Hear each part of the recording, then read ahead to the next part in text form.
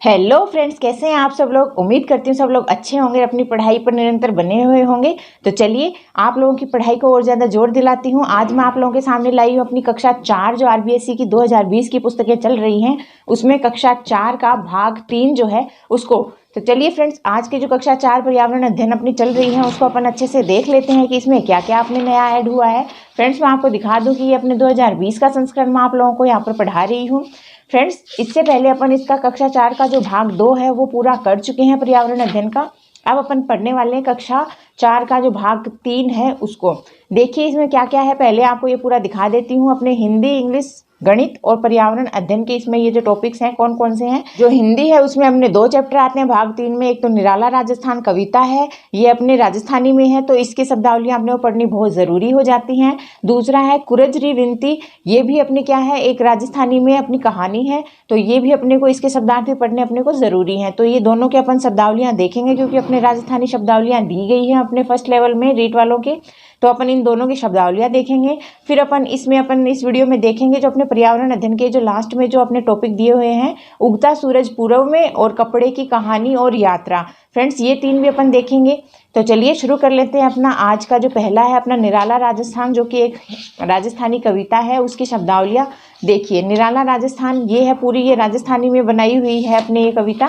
कविता से कोई मतलब नहीं है अपने को, मतलब है इस राजस्थानी शब्दावली से। देखिए ये क्या क्या है। पहला है अपने गोडावण के जोड़े, ये क्या होते हैं, ये रेगिस्तान में पाए जाने वाला एक खूबसूरत पक्षी का वह जोड़ा जिसमें नर मादा साथ रहते हैं। ओके। नेक्स्ट है अपना संवारे यानी सजाएं। नेक्स्ट है अपना सघन, जिसमें है बहुत अधिक गहरे। फिर है अलगोजे, एक प्रकार की बांसुरी को कहते हैं अलगोजे। फिर है महतारी, महतारी अपन माता को कहते हैं राजस्थानी में। फिर संबल, संबल यानी सहारा या शक्ति। फिर पानीदार, पानीदार यानी इज्जतदार। ये अपने पहला जो इसका पार्ट था उसकी अपने शब्दावलियां आ गई। अब है अपना कुरजरी विनती। कुरजरी विनती तो इसकी क्या है शब्दावलियां वो भी देख लीजिए है कहानी के माध्यम से। इसकी भी अपने शब्दावलियां ही करनी है, बाकी अपने को यहाँ पर कोई ज़रूरत नहीं है फालतू में पूरा चैप्टर पढ़ने की, कोई ज़रूरत नहीं है। तो देखिए इसमें जो शब्दावलियां हैं वो कौन कौन सी हैं। तो देखिए पहला है संयत। संयत का क्या होता है, मर्यादित। फिर है निरीह, निरीह यानी बेचारा। फिर है विवश, विवश यानी मजबूर। फिर है सुथरी, सुथरी यानी साफ निर्मल। फिर है ठोड, ठोड यानी जगह या ठिकाना। फिर है सेना, सेना पक्षी द्वारा अंडों पर जो बैठते हैं ना उसको कहते हैं अपन सेना राजस्थानी में। और वैसे सेना आपने बताया आर्मी को भी कहते हैं, लेकिन राजस्थानी में सेना यानी पक्षी द्वारा जो अंडे सेए जाते हैं उनको कहा जाता है। फिर है गुड़ की पात, गुड़ की पात यानी गुड़ की चाशनी। फिर है रेवड़, रेवड़ यानी भेड़ों का जो समूह है उसको कहते हैं। फिर है एवाड़िया, एवाड़िया अपन संभालने वाले को कहते हैं। फिर है खुड़के, खुड़के यानी चट्टान की जो कोटर होती है उसको कहते हैं अपन खुड़के। फिर है बाजोट, बाजोट यानी लकड़ी का जो छोटा पार्ट होता है उसको अपन कहते हैं बाजोट। फिर है पयाड़, पयाड़ अपन पाताल को कहते हैं।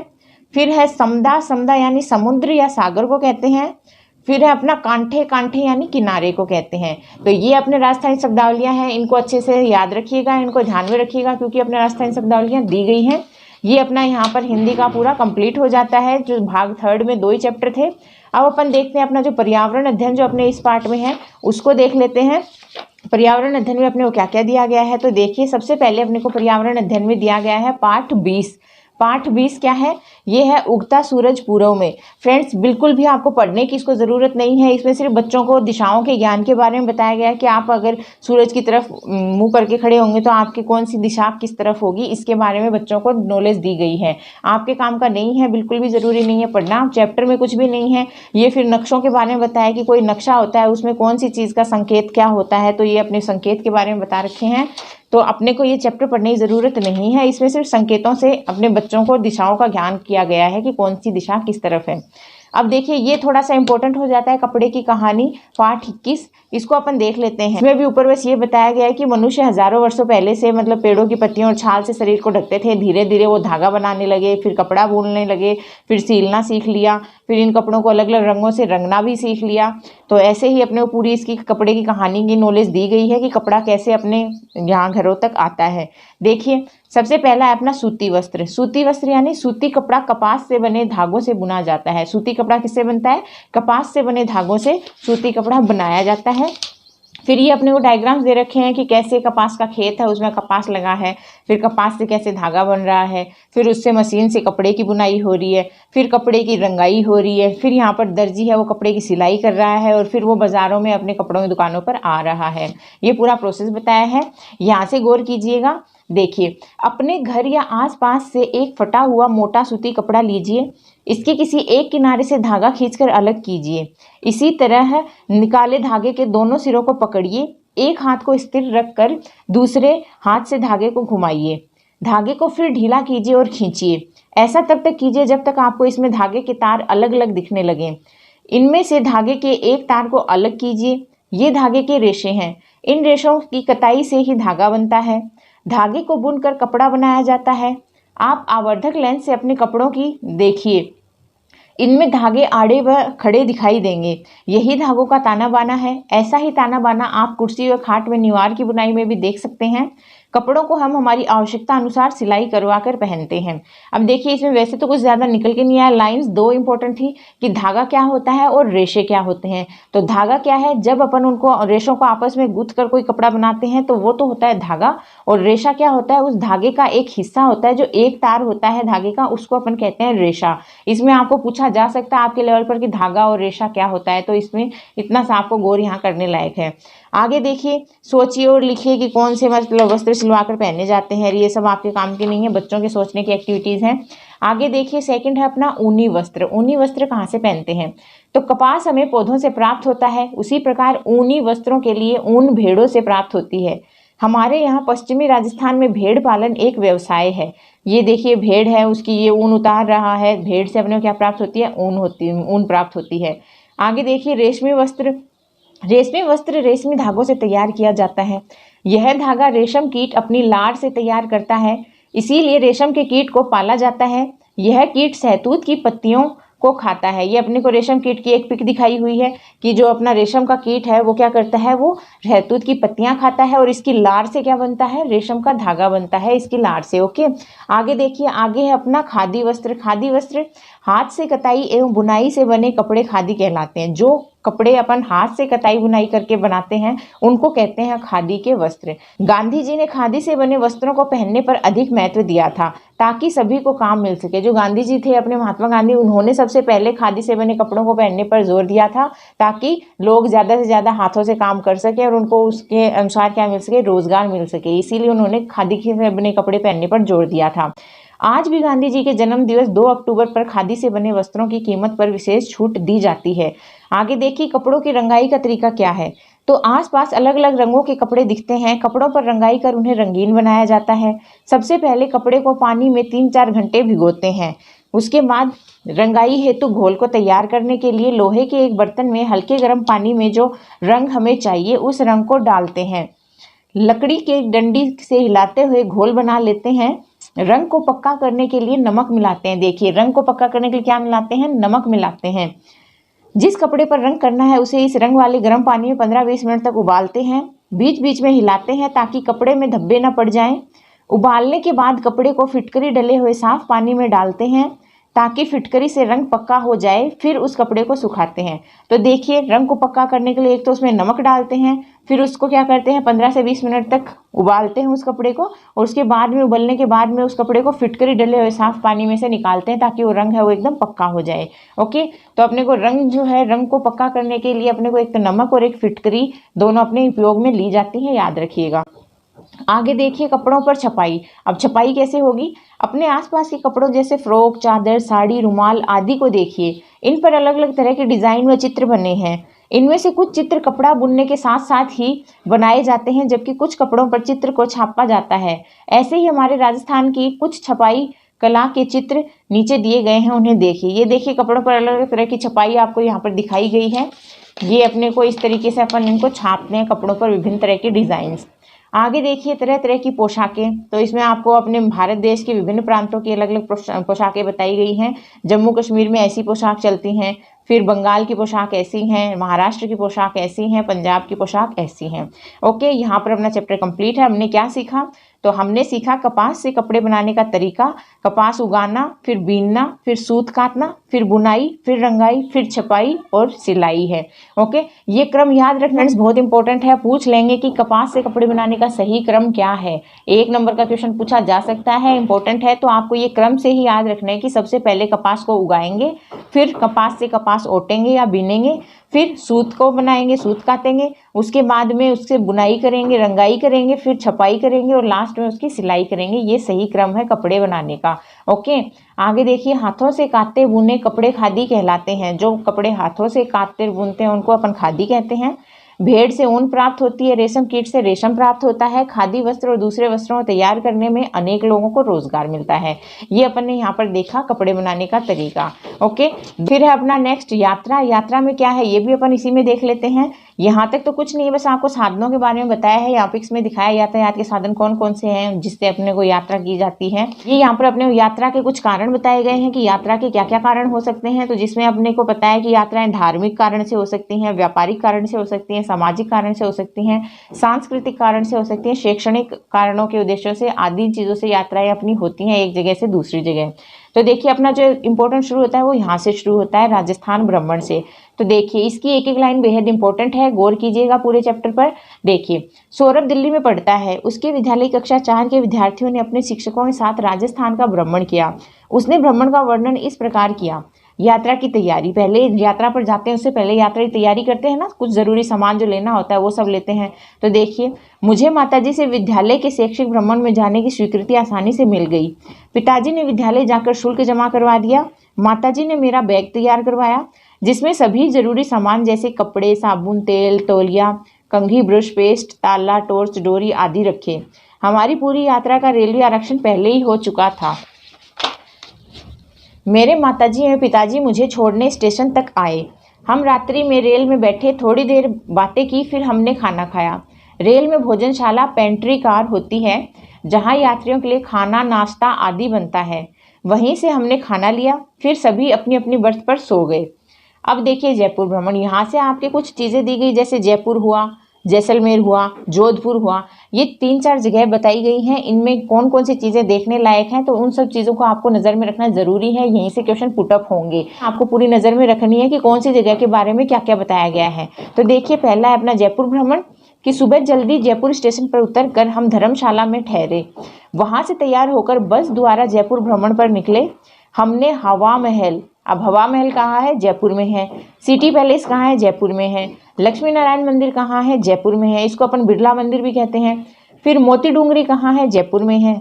फिर गोविंद देव जी का मंदिर कहाँ है? ये भी जयपुर में है। जंतर मंदिर कहाँ है? जयपुर में है। जयगढ़ का किला कहाँ है? जयपुर में है। आमेर का किला कहाँ है? जयपुर में है। और जल महल कहाँ है? जयपुर में है। आदि देखे। आमेर में हाथी की सवारी का बहुत आनंद लिया। पूछ ले क्वेश्चन की हाथी की सवारी कहाँ पर होती है, तो वो कहाँ है? आमेर, जयपुर में होती है। आगे, जयपुर की स्थापना महाराजा जयसिंह द्वितीय ने शिल्प शास्त्र के आधार पर की थी। इस शहर को प्राचीन भारतीय शिल्प शास्त्र के आधार पर नगर के प्रमुख वास्तुविद बंगाली विद्वान विद्याधर के निर्देशन में बनाया गया। जयपुर को गुलाबी नगरी भी कहते हैं। अब यहाँ से पूछ लें कि जयपुर के वास्तुकार कौन थे जयपुर बनाने के, तो वो कौन थे? अपने बंगाली विद्वान थे विद्याधर। उनको अपने को जयपुर का वास्तुकार कहा जाता है। तो बनवाया किसने था? जयसिंह द्वितीय ने बनाया था। वास्तुकार कौन थे? विद्याधर थे। 2 लाइनें यहाँ से भी आपके क्वेश्चंस की पुटअप होती हैं। इसी प्रकार आपको ये सारी चीजें नजर में रखनी है कि जयपुर में कौन कौन सी दर्शनीय जगह हैं। तो ये सारी चीजें जयपुर में देखने लायक है। पूरा पैरा इंपॉर्टेंट हो जाता है, आपको अच्छे से याद रखना होगा। फिर ये आपके काम की नहीं है। फिर अपना आता है जैसलमेर की सैर। जयपुर से रेल द्वारा अगले दिन जैसलमेर पहुंचे। यहाँ का सोनार किला प्रसिद्ध है। यह मरुस्थलीय क्षेत्र है। यहाँ ऊंट लंबे समय तक बिना पानी के रह सकता है। हमने ऊंट पर सवारी की। यहाँ फरवरी माह में मरु महोत्सव मनाते हैं। देखिए, 2-3 चीज़ें तो यहीं से पुटअप हो गई कि अपना जो जैसलमेर है, सोनार किला कहाँ का प्रसिद्ध है? वो जैसलमेर का प्रसिद्ध है। फिर अपने पूछ लें कि कौन सा जानवर यहाँ पर पाया जाता है जो बिना पानी के कई दिनों तक रह सकता है, तो वो है अपना ऊँट। इसके अलावा यहाँ पर पूछ लें कि मरु महोत्सव कब मनाया जाता है, तो मरु महोत्सव मनाया जाता है फरवरी में। आगे देखिए, मरु महोत्सव जिसमें बहुत से देशी विदेशी पर्यटक भाग लेते हैं। मेले में बहुत सारी रोचक प्रतियोगिताएं होती हैं, जैसे ऊंट सजावट, ऊंट पोलो, मूंछ प्रतियोगिता आदि। पूछ ले ऊंट पोलो कहाँ का प्रसिद्ध है, तो वो कहाँ का है? जैसलमेर का है। ओके, आगे देखिए कि हमने कई विदेशियों को राजस्थानी घाघरा चोली और रखड़ी चुड़ला आदि पहने देखा, कुछ ने हाथों पर गोदना भी खुदवा रखा था। देखिए ये टैटू जो अपन कहते हैं ना गोदना, तो टैटू को कहते हैं गोदना, तो ये जैसलमेर में प्रसिद्ध है, वहाँ पर कई लोग गोदने गुदवाते हैं। इसके साथ ही वहाँ की जो वेशभूषा है वो क्या है, घाघरा चोली है, रखड़ी है और चुड़ला है। रखड़ी अपने सिर पर धारण करते हैं माथे के ऊपर और चुड़ला अपने हाथों में। तो ये वहाँ की वेशभूषा के बारे में बता दिया गया है और वहाँ की जो परंपरा है गोदना गुदवाने की उसके बारे में बता दिया है। आगे देखिए राजस्थान में विभिन्न प्रकार के पारंपरिक वस्त्र पहनते हैं, जैसे घाघरा चोली। आपके क्षेत्र में पारंपरिक वस्त्रों के नाम बताइए। फिर रखड़ी चुड़ला जैसे और भी पारंपरिक आभूषणों के नाम बताइए। मरुस्थल में सवारी के लिए ऊंट का उपयोग अधिक क्यों होता है? मरु महोत्सव में वहाँ के लोगों को क्या लाभ होते हैं? ये बच्चों की एक्टिविटीज हैं, आपके काम की नहीं है। अब आपको देखिए आगे आपको दिया हुआ है जोधपुर यात्रा। जोधपुर यात्रा क्या है? तो जोधपुर में क्या है, अपना मेहरानगढ़ दुर्ग है। जैसलमेर में क्या था, सोनार किला था। जयपुर में क्या था, अपना जयगढ़ था, अपना जल महल था, आमेर का किला था, ये सब अपने जयपुर में थे। और अपने जैसलमेर में सोनार किला था। जोधपुर में क्या है, अपना मेहरानगढ़ दुर्ग है। ओके, ये चीज़ें याद रखिएगा, यही से क्वेश्चन पुटअप हो जाते हैं। आप गौर नहीं करते हैं, फिर बाद में पछताना पड़ जाता है। तो देखिए एक एक लाइन इंपॉर्टेंट है, मैं आपको फिर से कह रही हूँ। तो आगे देखिए कि जैसलमेर से जोधपुर रेल यात्रा के दौरान हमारे साथ कुछ स्थानीय लोग भी थे। उनकी भाषा समझने में मुश्किल हो रही थी। जब टिकट चेकर ने टिकट मांगा तो वे बोले, हो लियड़ो है सा 5 जना हाँ ने 1 टाबर। ये वहाँ की भाषा के बारे में बताया गया है कि जो जोधपुर के लोग हैं वो कैसे बोलते हैं। जोधपुर में हम तांगे घोड़ा गाड़ी में बैठकर घूमे। यह एक मजेदार अनुभव था। यहाँ के अधिकतर भवन छित्तर पत्थर के बने हैं। पूछ ले जोधपुर में अधिकतर भवन है वो किससे बने हैं? तो वो बने हैं छित्तर पत्थर से। किससे बने हैं? छित्तर पत्थर से बने हुए हैं। जैसलमेर और जोधपुर दोनों जगह दिन में बहुत गर्मी और रातें बहुत ठंडी थी। जोधपुर को सूर्य नगरी भी कहते हैं। सूर्य नगरी किसको कहते हैं? जोधपुर को कहते हैं। फिर ये चर्चा करनी है, आपके काम का नहीं है। आगे है अपना उदयपुर दर्शन। अपने फतेह सागर झील में नौकायान दिखाया गया है। ये अपनी फतेह सागर झील है, उसमें नौकायान हो रहा है। ये वहाँ पर प्रयोगशाला है, एक सौर वेधशाला है फतेह सागर झील के अंदर। ओके, मैं तो घूम के आ चुकी हूँ। आप लोगों को अगर मौका नहीं मिला है तो आप भी पक्का वहाँ पर जाइएगा। बहुत अच्छी जगह है, बहुत शानदार जगह है, देखनी चाहिए आप सबको।